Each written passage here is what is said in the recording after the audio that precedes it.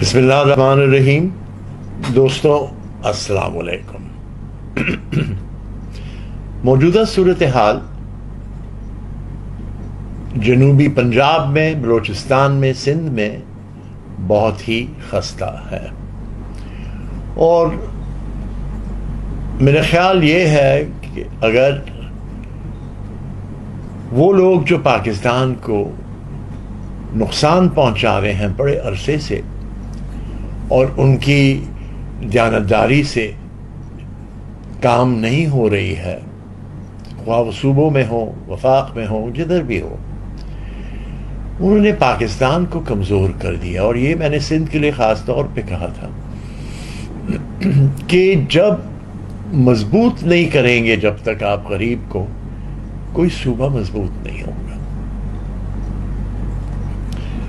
अब इस बात में जाने का वक्त नहीं है।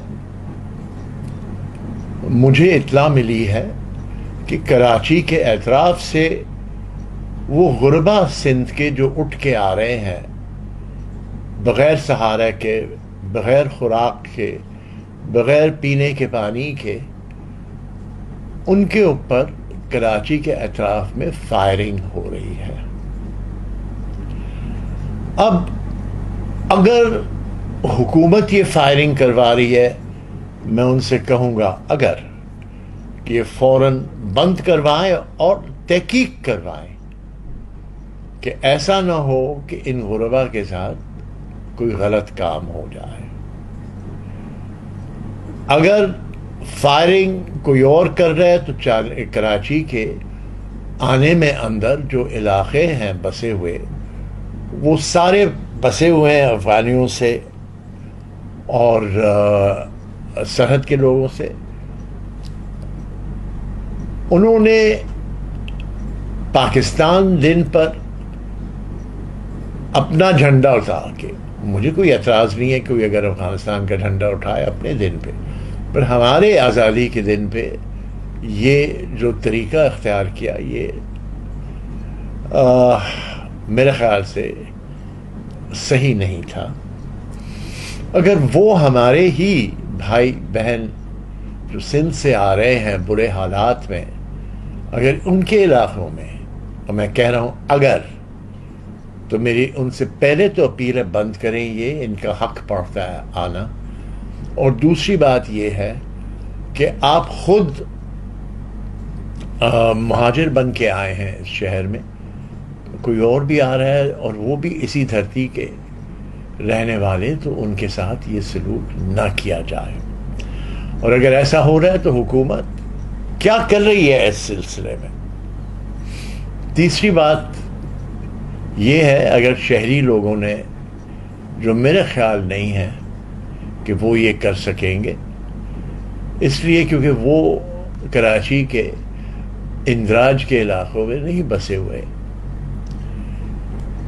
पर कैफ जो भी हो, जिस वजह से भी हो, जिस खौफ से भी हो, ये मत करे। ये धरती उनकी है जिन पे फायरिंग किया जा रहा है। और अगर बेहतरी करनी है तो ये अख्तियार करना चाहिए। पहले कराची में हमारे आबा अजदाद के वक्त में जब बलूचिस्तान में हादसा हुआ था, बहुत बड़ा ज़िलज़िला आया था, तो कराची में लियारी के साथ एक ज़मीन पर जो उस ज़माने में बाद में फिर हाजी कैंप के तौर पे इस्तेमाल हुई, वहाँ बलूचिस्तान के आने वाले जो हालात थे और मुसीबतें थी, यहाँ लोग आए बहुत बड़े पैमाने में। किससे पूछा नहीं कि ये पठान आ रहे हैं, बलोच आ रहे हैं, वही थे, उनमें से थे। 40,000 तक उस कैंप को भरा गया था। और अब्दुल्ला हारून और उनके दोस्त और मेहर कराची दोनों मिलके उस कैंप को चला रहे थे और उसकी लोगों की ज़रूरतें पूरे कर रहे थे। अब اس کے برعکس ہو رہا ہے کہ وہ آ رہے ہیں، ان پہ فائرنگ کی جا رہی ہے. اگر ایسی کوئی بات ہے تو سندھ حکومت بہت بڑے گناہ کی ذمہ داری ہے ان کی کہ لوگ پناہ لینے آ رہے ہیں. یہ وہی ہوا کہ جب لوگ عراق میں بھاگے کربلا کی طرف معاف کیجیے گا 1990 میں، تو صدام حسین نے فائرنگ کروائی اور کئی لوگ ہزاروں میں مارے گئے، بلکہ یہاں تک کہ علمدار کے مقبرے کا جو گنبد تھا وہ نیچے گر پڑا اور دوبارہ بنانا پڑا. تو اس کے بعد آپ خود دیکھیں، دیر ہے اندیر نہیں ہے. صدام حسین کا کیا حشر ہوا. تو غریبوں پہ مظالم، آپ کہیں گے کہ جی حکومتیں یہ بھی کر رہی وہ بھی کر رہی، ان کو کیا ہو رہا ہے؟ دیکھیں کس کے پیٹ میں کیا کیڑے ہیں وہ آپ نہیں دیکھ سکتے، ہم نہیں دیکھ سکتے، رب کو پتا ہوتا ہے. اور رب اپنی مرضی پہ آپ کی ٹائم ٹیبل پہ نہیں چلتا، لیکن یقین کریں سب کو کوئی نہ کوئی سزا. آج صورتحال یہ ہے کہ جنہوں نے سندھ میں 40 سال حکومتیں کی، 50 سال، وہ راتوں کو جا رہے ہیں تصویر نکالنے اپنی کیمپوں میں. اس سے کیا شاعر ہوتا ہے کہ دن کے وقت شاید جانا مشکل ہو گیا ہے نا. تو میں سمجھتا ہوں حکومت کو بڑے بلدیاتی انتخاب کا شوق ہے. کراچی میں اندراج کے علاقوں میں بڑے کیمپ لگائیں جہاں کھانا کھائیں. میرے والد نے کھوکھرا پار پہ پاکستان بننے کے وقت پہ 3 مہینے کیمپ کھلے رکھے تھے جو آ رہے تھے کھوکھرا پار کے تھرو. وہاں کھانا پینا وغیرہ سب ملتا تھا. ہمیں بھی ان غربا کے لیے کیمپس لگانے چاہیے. میں جو کچھ کر سکتا ہوں اپنا کرتے رہتا ہوں، خوراک بھی، ٹینٹ بھی، لیکن میں انفرادی انسان ہوں. میرے رشتہ داروں نے چوریاں میری کر کر کے میرے حصے بھی مار دی ہیں سب جگہ.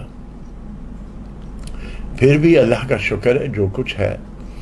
ہم نے سکھر میں ایک جگہ کے ذریعے سامان نکالا اور ایک یہاں کراچی سے، تو اتراد اور لار کے دونوں کے علاقوں کے کام ہو چکے، اور سکھر سے کچھ بلوچستان کی طرف بھی مال روا. لیکن میرے پاس اتنا نہیں ہے کہ میں پورے ملک کو پورا کر کے دے سکوں. تو یہ ذمہ داری ہے وہ لوگوں کی جو ٹیکس لیتے ہیں آپ سے. لہذا ضروری ہے کراچی کے اندراج کے علاقوں میں کیمپ لگے جہاں گرم روٹی تو ملے ایک بار جب وہ آئے اس طرف، اور کوئی جگہوں پہ ان کو. اور یہ حالات مزید بگڑیں گے تو انتظامات ہونے چاہیے تھے لوگوں کو سیٹ کرنے کے لیے. اور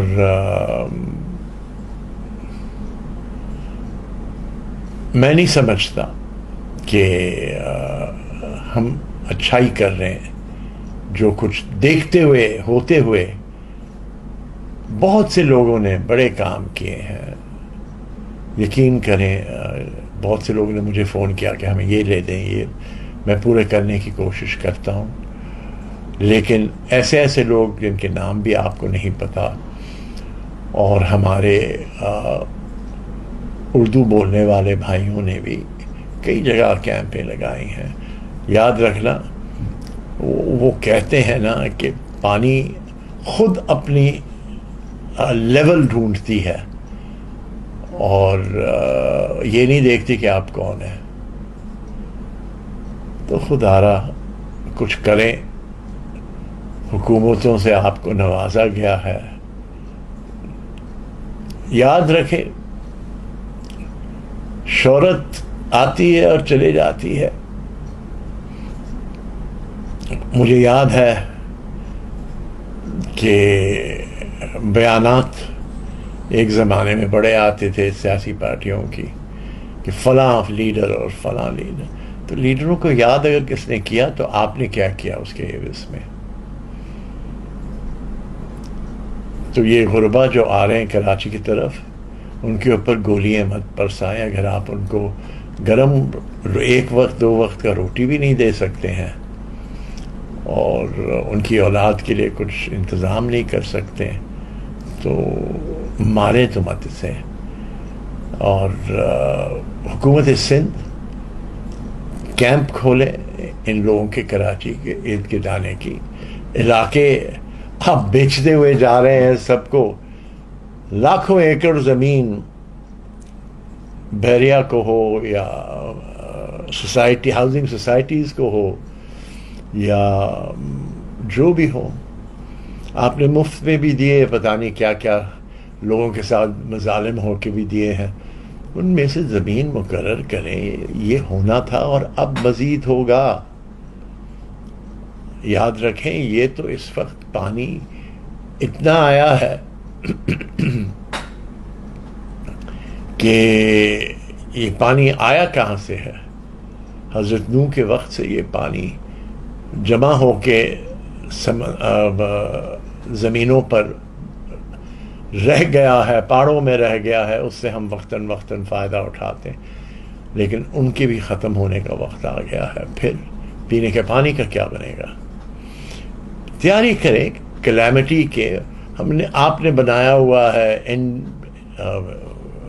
پتہ نہیں این ڈی کچھ نام سے ہنگامی صورتحال کے لیے زلزلوں میں پہاڑوں میں. یہاں کیا بنایا ہے. پینے کے پانی کا یا سیلابوں کا کیا نتیجہ نکلتا ہے. غریبوں کے لیے کچھ نہیں ہوتا.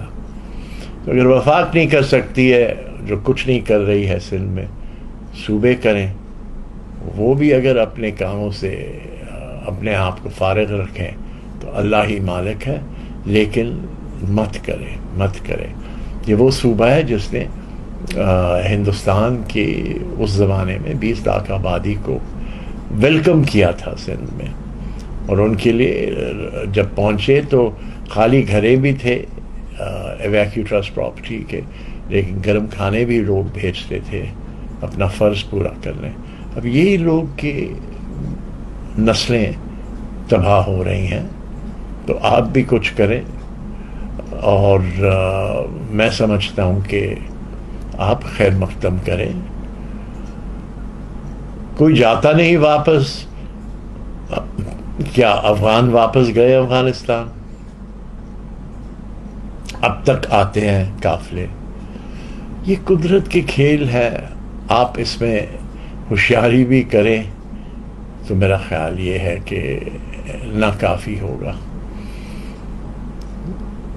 شکریہ.